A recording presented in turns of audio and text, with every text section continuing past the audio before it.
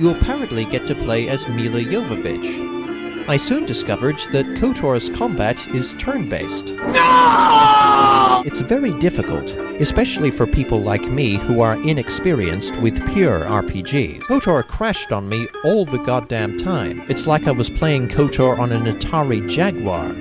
Bastila is sexy as hell, and I was holding out for some hot Alright, enough of this. It's time to discuss Kotor properly. The game takes place 4,000 years before the events of the films, and the weakened Galactic Republic is pitted against the seemingly limitless forces of the ruthless Sith. You play as a Republic recruit who is assigned by the Jedi Council to explore the galaxy and uncover the location of the Star Forge, which could be the key to the Sith war effort.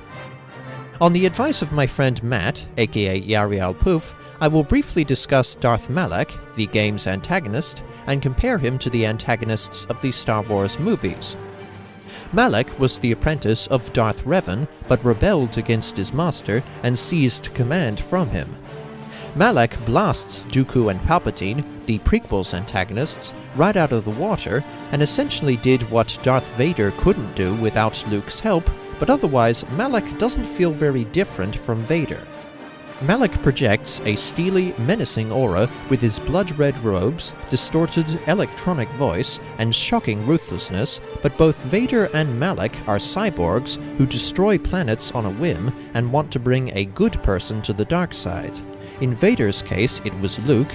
In Malak's case, it was Bastila.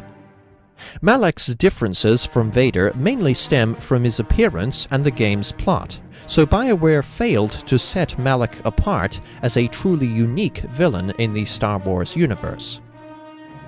By the way, where have I seen this before? Destroy the entire planet.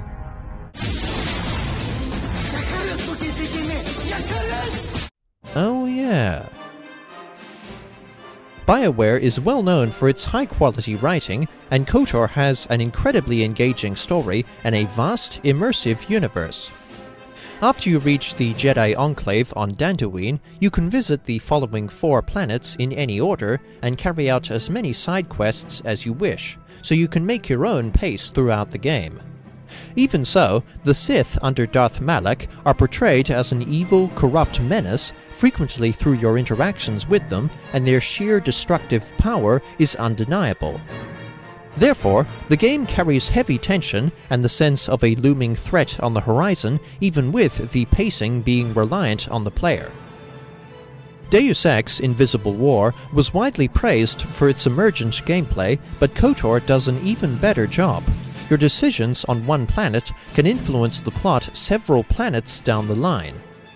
Your actions and conversation choices will affect how the many people and organizations treat you, and you can form allegiances and friendships with your motley crew members, all of whom have fun personalities and interesting backstories that factor into the plot and the worlds you visit.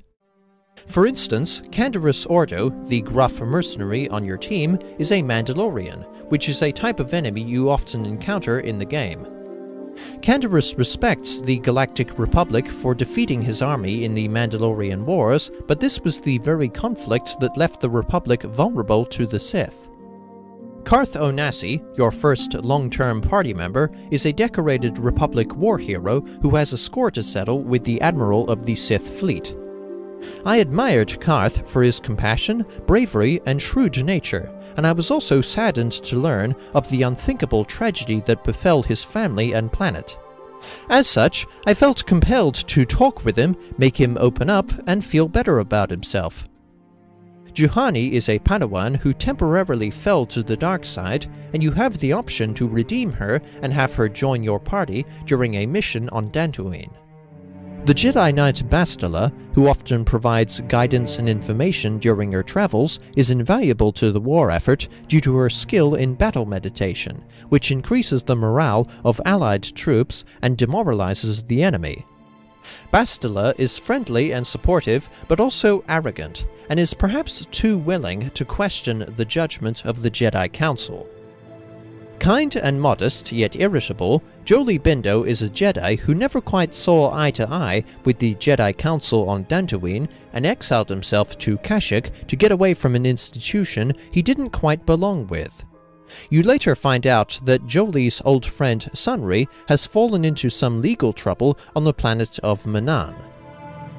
HK-47 is a translator droid who you can hire on Tatooine to negotiate with the Sand People, and he is revealed to have a surprising, if a little contrived, past connection with your own character. HK-47's sardonic wit, bloodlust, endless resentment for organic meat bags, and his begrudging compliance are fun for a while, especially with his classy accent, but there isn't really much to this character beyond that. Mission Vow is a Twi'lek teenager who lived in the dank slums of Taris for most of her life, and Zalbar, her Wookiee best friend and protector, was exiled from Kashyyyk for attacking his brother, who he discovered was in league with slave traders. And the vacuum cleaner droid isn't even worth mentioning by name, as it isn't very useful, it can't talk in words, and I only ever used it once on the very first planet. By the way, I often brought Mission along in the early stages of the game because I enjoyed her cheerful, optimistic personality and the bright humor she brought to the missions. I think she's cute. What are you gonna do about it? Well, you see, she's down in my basement, right beside Yisha. That's right, honey pie. The wide variety of side quests, which range from swoop racing, cage fighting and delivering items, to bounty hunting, settling disputes, investigating court cases, and more, all add to the richness of the experience, and you can carry them out with the peaceful approach of the Jedi or the brutal methods of the Sith.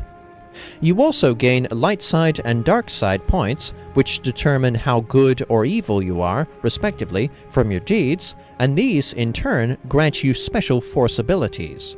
Even though the Sith Empire under Darth Malak is portrayed as evil, you are still rewarded for taking the darker path. Your basic objective is to find the Starforge, but you have the exhilarating freedom to make your own way through the galaxy and live as either a virtuous servant of the light or a bad motherfucker. By the way, the big twist about your character's identity is unexpected and genuinely shocking. I also like how the Sith are given a legitimate philosophy beyond just being the bad guys. The Jedi aim to maintain peace, order, and harmony by keeping their emotions in check, but the Sith value conflict and gain strength by embracing their passions, primarily anger and hate. They also believe that proving your superiority is the only true victory. The Sith believe in the power and success of the individual above all else, which I'd imagine many of you would consider to be a good definition of evil. And also sounds a lot like objectivism, too. While I don't think that I'm superior to anybody, I agree that life is empty without passionate emotions and conflicts to make us improve as people, and strong emotions like love will lead to joy and fulfillment far more often than harm. While the Jedi seem to practice a form of emotionally detached altruism, the Sith live by ethical egoism, but have taken it too far and abandoned morality. While I still think the Sith are evil, there are flaws in the Jedi teachings and valid points in the Sith ideology, and this gives the moral choice system more impact. As a loyal Jedi, I was oozing light energy from my pores by the end of the game.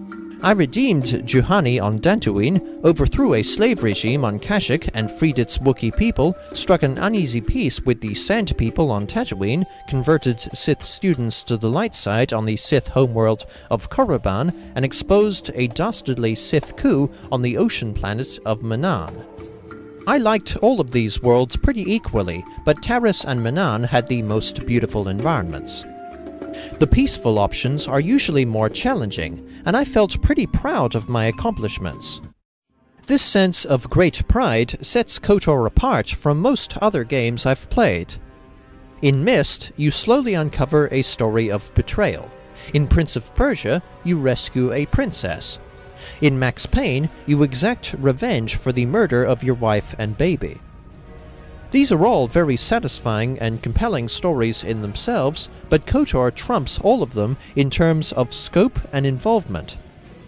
Deus Ex comes close as you travel across the globe and have far-reaching objectives, but the different locations, New York, Paris, Shanghai, Area 51, all have a pretty uniform grey, drab design. The levels are ugly, and everyone looks the same.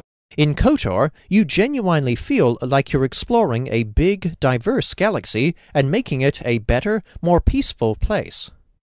I got really invested in this game because of how well written the story is, how real and immersive the universe feels, and how deep and likable the characters are. On top of all that, the combat is enjoyable, the graphics are beautiful, the music is dramatic, and the dialogue and voice acting are superb. If you can get past the daunting complexity of the gameplay, you are guaranteed to enjoy an outstanding gaming experience. Star Wars: Knights of the Old Republic earns 5 stars out of 5. Thanks for watching, and may the Force be with you.